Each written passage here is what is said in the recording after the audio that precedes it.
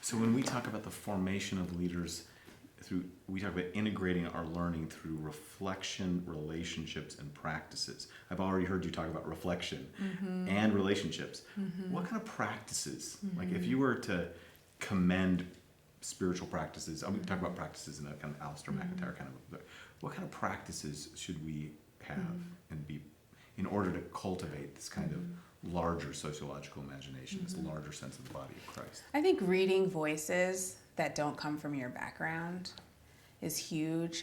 Today in my DMin class, we started class by reading a womanist version of the Apostles' Creed. So I would even go further and say, read theological voices that don't come from your background and challenge yourself to listen and have that humble posture of, we're all part of the family of God. We're all part of this body of Christ. Here's an ear talking, and I can't fully participate in the body of Christ if I don't believe that this ear has something to teach me.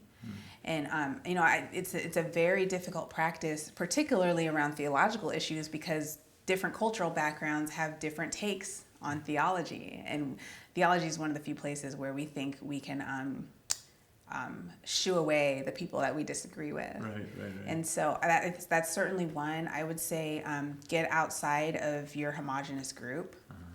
Like an intentional as a practice. A life of practice where I'm not going to live within a homogeneous. Yeah, I like to say multicultural leaders lead multicultural lives. And I often meet people at seminaries and in churches who say, I want a multicultural church. And then I look at their life and everyone has a master's degree, everyone's their same race, everyone's middle class. And I'm like, how are you possibly going to lead people multiculturally if you're in your comfort zone all the time?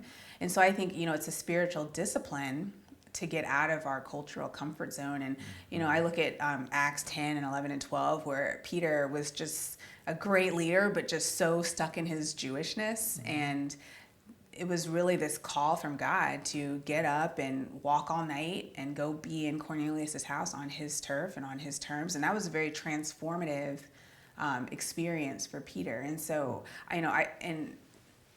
And Peter kept doing those sorts of things, even though he always felt this allegiance to the Jewish part of the early church. He, from that point on, was continually interacting across cultural lines, and that was really shaping his understanding of who the family of God really is.